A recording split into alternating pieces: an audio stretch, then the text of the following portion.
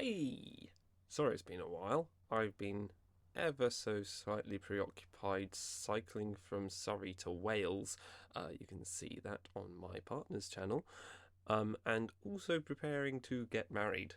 That's right, there's going to be a Mrs. Whisperman. But don't let that thing that's distracted me from obsessing over how many people the protagonists of a 60s children's TV show have brutally murdered. Let's get into it. I made you some content. Daddy made you your favorite open wide. Oh my word! A Yeti! Jamie, stop hugging me and shank him! The Troughton years. Some say this was the era the show crystallised into the format we know today. The Doctor fully settled into his alien trickster persona. He was going places with almost the express intention of helping people out. Troughton was even nicknamed the littlest cosmic hobo after this heartwarming show about an adorable dog that shows up to brighten everyone's life. So, why was his boyfriend a freaking Highland warrior? Today, we're going to this little hobo's strays and we're going to figure out who is the most vicious. Same rules as video 1 still apply. Let's not waste any time. If you know the Second Doctor's era, you probably know who's bringing up the bottom of this list. Victoria! Victoria Waterfield! You know my name! If I had a penny for every 60s era teenage Doctor Who orphan companion named Victoria who never killed anyone, I'd have 2 pennies. Not to be confused with Vicky, the orphan from the future. Victoria was an orphan from the past. How bold, how daring, how innovative.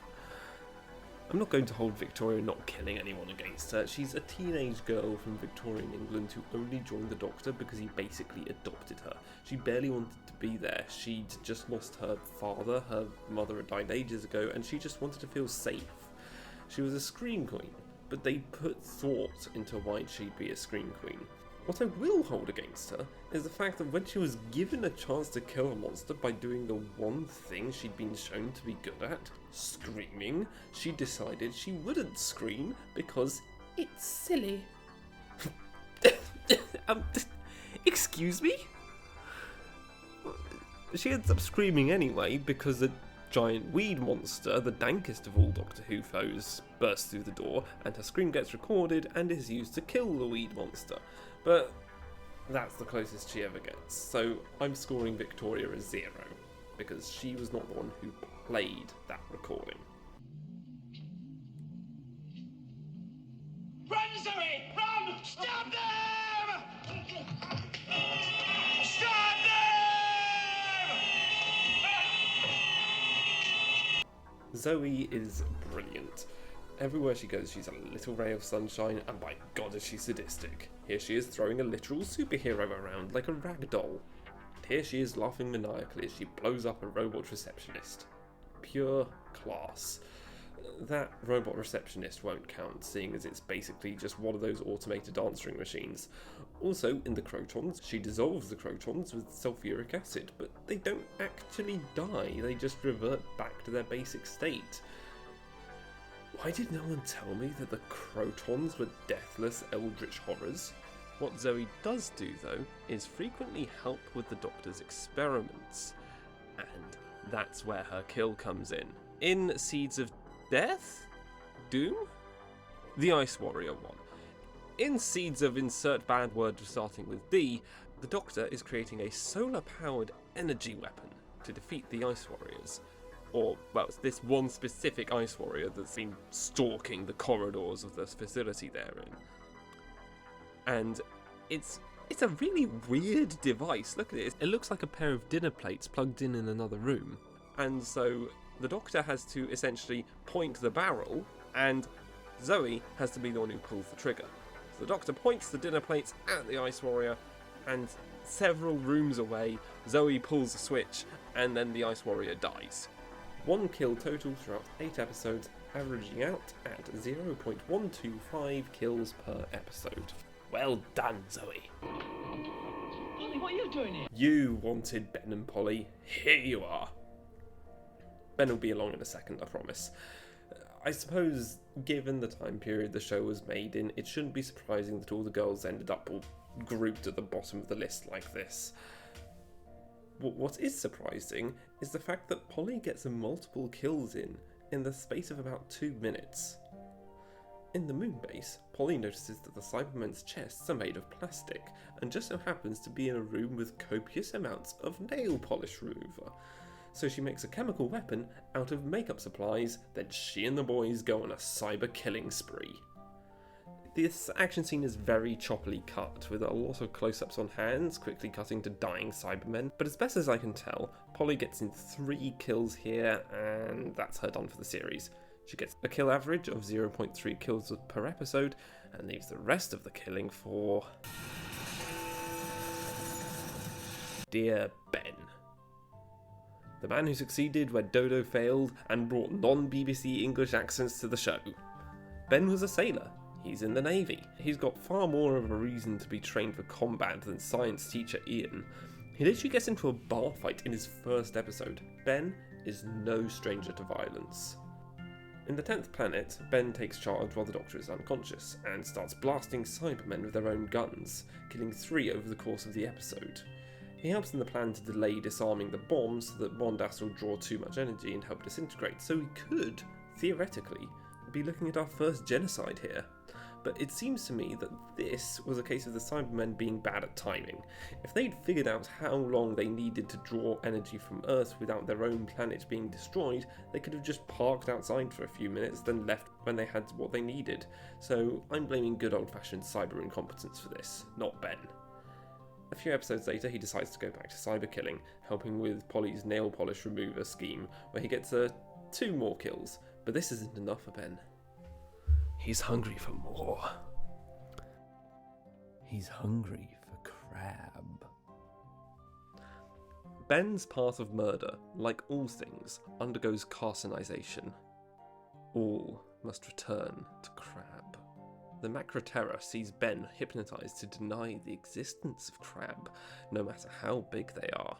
Even when crab tries to eat Polly, Ben will not see crab.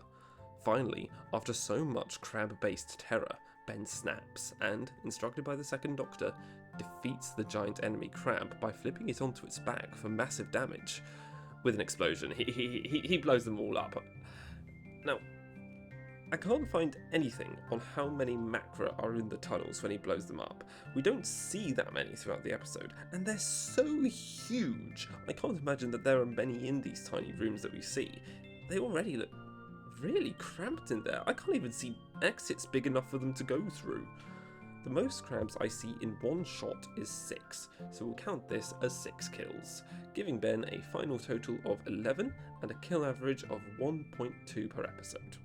Jamie! Doctor Who needs more himbos. Jamie McCrimmon is a wonderful man. I've met Fraser Hines in person, and he was brilliant. Signed my copy of The Invasion for free while the Comic-Con's overseer wasn't looking to make sure that I paid. Real class act. I know multiple women who were fans of the show in the 60s who are utterly head over heels for this man.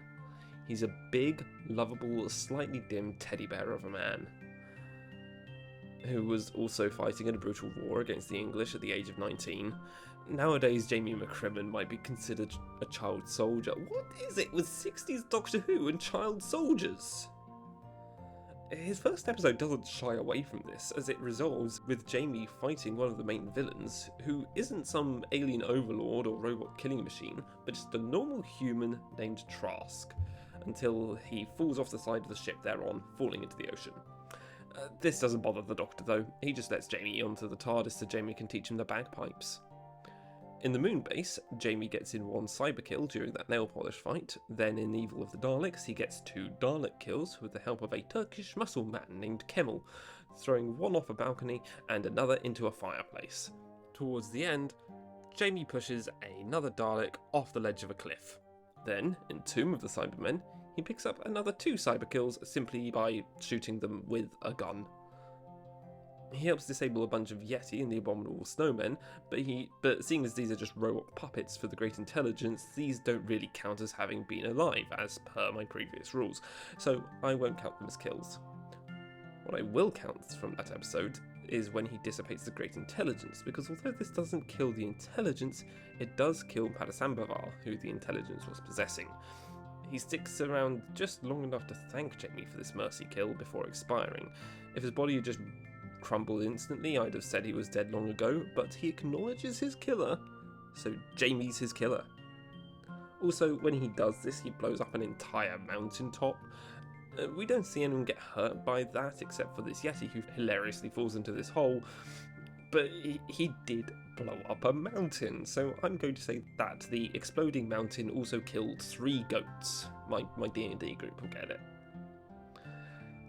Jamie just loves killing people possessed by the Great Intelligence, it seems, because his next kill is in the Web of Fear, where he uses the exact same method to kill Arnold, even though the Doctor is telling him not to, so he can kill the Great Intelligence instead.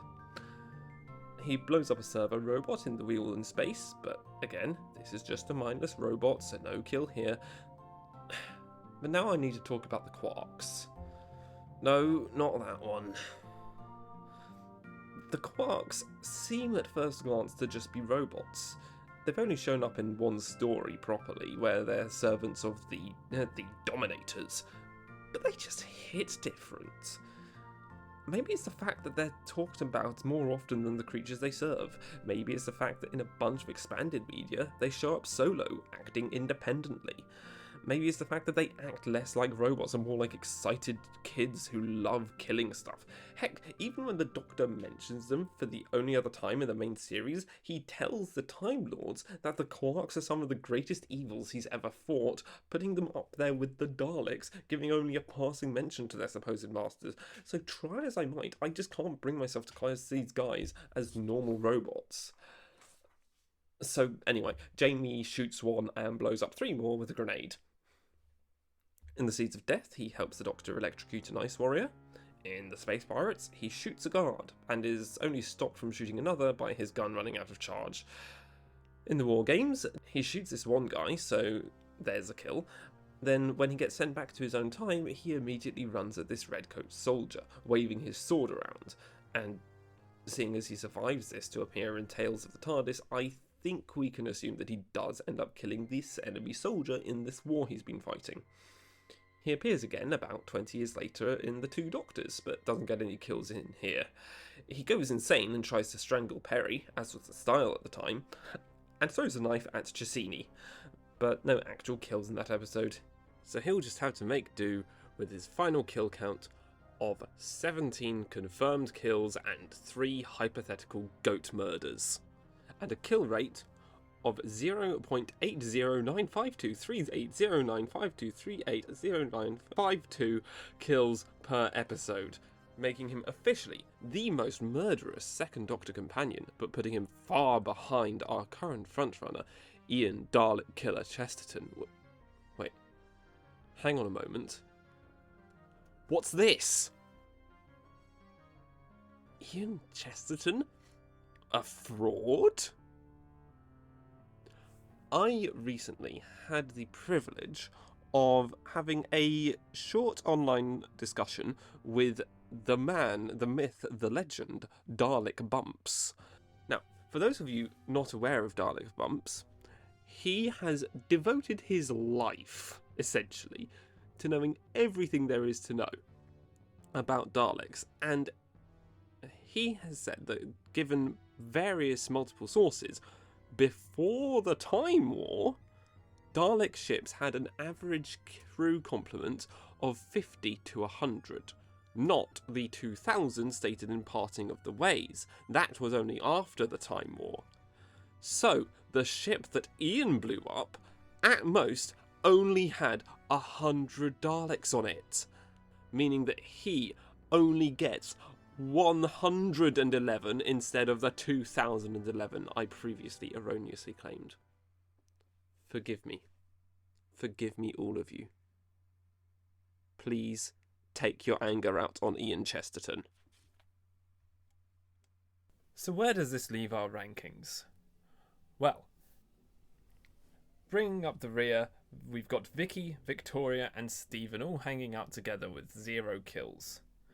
Zoe joins Sarah and Katerina as our 1-kill wonders. Polly joins up with Susan with 3 kills, Dodo still alone on 5. Then the unlikely pairing of Ben and Barbara, both with 11. Jamie's got 17, and Ian, despite his fraud, is still in the lead on 111. But I hear what you're thinking. The second Doctor had adventures with Unit. Where's the Unit family?